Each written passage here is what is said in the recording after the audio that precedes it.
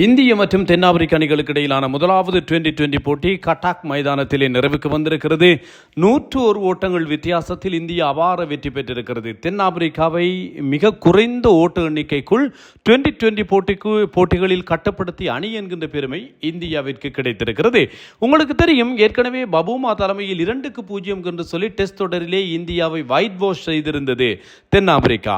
பின்னர் ஒரு நாள் தொடர் இடம்பெற்றிருந்தது. ஒரு நாள் தொடரை லோகேஷ் ராகுல் தலைமையிலான இந்திய அணி, அங்கே கோலி 2 சதம் அடித்திருந்தார், தொடர் நாயகன் விருது பெற்றார். இதன் மூலமாக 2-1 என்று கைப்பற்றியிருந்தார்கள்.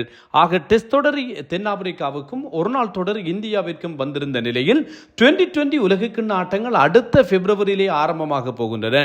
இது தொடர்பான எதிர்பார்ப்புகள் ரசிகர்களுக்கு அதிகம் இருக்க, மிக முக்கியமான தொடர் கடந்த உலகக்கிண்ணத்திலே டுவெண்டி போட்டிகளின் உலகக்கிண்ணத்திலே இறுதிப் போட்டியில் விளையாடிய 2 அணிகள் என்கின்ற காரணத்தால் அதிகம் ரசிகர்கள் எதிர்பார்த்தார்கள். 5 போட்டிகள் கொண்டதான டுவெண்டி தொடர். எய்டன் மாக்ராம் தென்னாப்பிரிக்காவிற்கு தலைவர், இந்தியாவிற்கு சூரியகுமார் யாதவ் தலைவர்.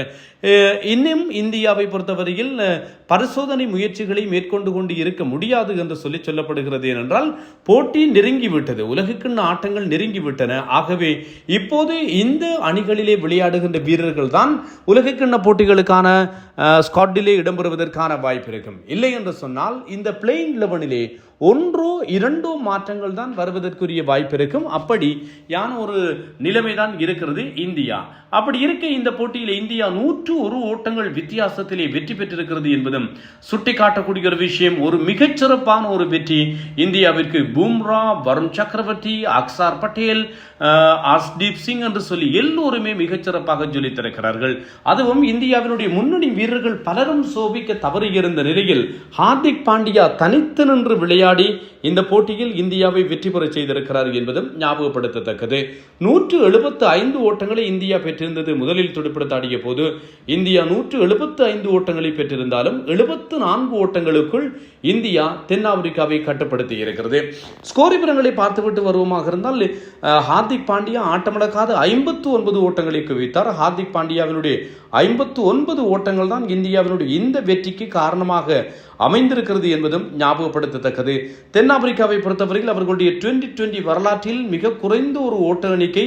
ஏற்கனவே இந்தியாவுக்கு எதிராக 87 ஓட்டங்கள், இப்போது 74 ஓட்டங்களாக இந்தியா அதனை குறைத்திருக்கிறது. அவர்களுடைய டுவெண்டி வரலாற்றில் மிக குறைந்த ஒரு ஓட்ட எண்ணிக்கை என்று சொன்னால் இந்த ஓட்ட எண்ணிக்கையை தான் நாங்கள் சொல்லலாம். அந்த அளவு தூரம் அவர்கள் மிக மோசமாக இன்று ஆட்டம் இழந்திருக்கிறார்கள் என்பதும் ஞாபகப்படுத்தத்தக்கது. ஹார்திக் பாண்டியா தன்னுடைய 100வது சிக்ஸரை அடித்திருந்தார். ஏற்கனவே ஒரு காணொலியிலே நான் இது தொடர்பில் சொல்லி இருக்கிறேன். ரோஹித் சர்மா, சூரியகுமார் யாதவ், விராட் கோலி இவர்களை அடித்து 4வது வீரராக ஹார்திக் பாண்டியா 100 சிக்ஸர்களை அடித்திருக்கின்ற வீரராக மாறியிருக்கிறார். 175 ஓட்டங்கள் நாணய சுழற்சியிலே தென்னாப்பிரிக்கா தான் வெற்றி பெற்றது. முதலில் துடுப்படுத்தாடுகின்ற வாய்ப்பு இந்தியாவிற்கு கொடுத்தது. அபிஷேக் சர்மா ஒரு சிக்ஸர், 12 பந்துகளில் 17 ஓட்டங்கள். சுப்மான் கில் இந்த ஆண்டிலே டுவெண்டி ஃபார்மேட்டுக்கு கொண்டு வரப்பட்டதில் இருந்து சுதப்பிக் கொண்டிருக்கிறார். யசஸ்வி ஜெய்ஸ்வால், சஞ்சு சாம்சன் தென்னாப்பிரிக்காவுக்கு எதிராக தென்னாப்பிரிக்காவில் வைத்து 2 டுவெண்டி சதமடித்த சஞ்சு சாம்சனையே பிளேயிங் 11 இருந்து வெளியே போட்டிருக்கிறார்கள். இந்த சுப்மான் கில்லை அணிக்குள்ளே கொண்டு வந்த காரணத்தால். ஆகவே இந்த அபிஷேக் சர்மாவோடு ஒன்று சஞ்சு சாம்சன், இல்லாவிட்டால் யசஸ்வி ஜெய்ஸ்வால் விளையாட வேண்டும். விளையாடினால் தான் அது இந்தியாவிற்கு உலகக்கிண்ண போட்டிகளுக்கு சிறப்பானதாக இருக்கும் என்று சொல்லி கருதப்படுகிறது. டுவெண்டி போட்டிகளுக்கான தலைவரும் அவுட் ஆஃப் ஃபார்ம், ஒரு நாள் போட்டி டெஸ்ட் போட்டிகளுக்கான தலைவரும் அவுட் ஆஃப் ஃபார்ம். சுப்மான் கில்லும் அவுட் ஆஃப் ஃபார்மில் இருக்கிறார். சூரியகுமார் யாதவும் அவுட் ஆஃப் ஃபார்மில் இருக்கிறார்.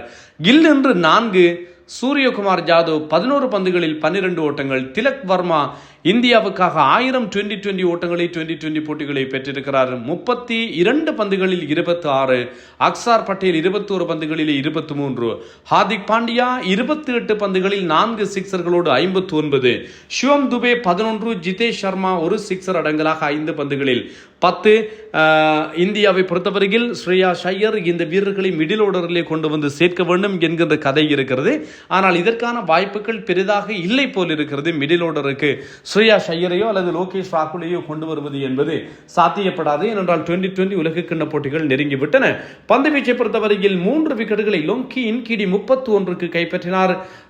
லுதா சிபம்லா 2 விக்கெட்டுகளை கைப்பற்ற பெரேரியா 1 விக்கெட்டை கைப்பற்றினார். பதிலளித்த தென்னாப்பிரிக்காவிற்கு ஹர்ஷ்தீப் சிங் பவர் பிளேயிலேயே 2 விக்கெட்டுகளை கைப்பற்றினார். Quinton de Kock 0, Aiden Markram 14, Tristan Stubbs 14, Dewald Brevis 22 ஓட்டங்கள்.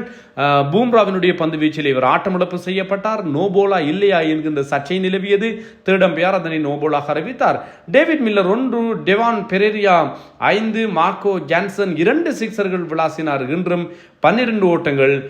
வேறு யாரும் சொல்லும்படியாக ஆடியிருக்கவில்லை. 12.3 ஓவர்கள் நிறைவிலேயே 74 ஓட்டங்களுக்கு சகல விக்கெட்டுகளையும் தென்னாப்பிரிக்கா இழந்தது. இந்தியாவினுடைய பந்து வீச்சாளர்கள் எல்லோருமே பந்து வீசி விக்கெட்டுகளை கைப்பற்றினார்கள். ஹர்ஷ்தீப் சிங் 14 ஓட்டங்களுக்கு 2, ஜஸ்பிரீத் பும்ரா 17 ஓட்டங்களுக்கு 2 விக்கெட்டுகள், வருண் சக்கரவர்த்தி 19க்கு 2, அக்சார் பட்டேல் 7 ஓட்டங்களுக்கு 2, ஹார்திக் பாண்டியா 1, சிவம் துபே 1 என்று விக்கெட்டுகளை கைப்பற்றினார்கள்.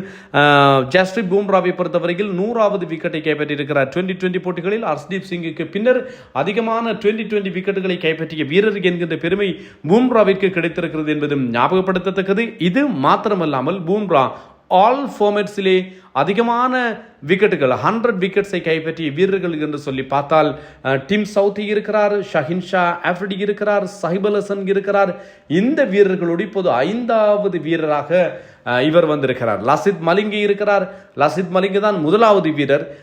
இவர்களை அடுத்து இப்போது 5வது வீரராக ஜஸ்பிரீத் பும்ரா அனைத்து வகையான போட்டிகளிலும் 100 விக்கெட்டுகளை கைப்பற்றிய வீரர் என்கின்ற பெருமையை பெற்றிருக்கிறார் என்பதும் ஞாபகப்படுத்தத்தக்கது.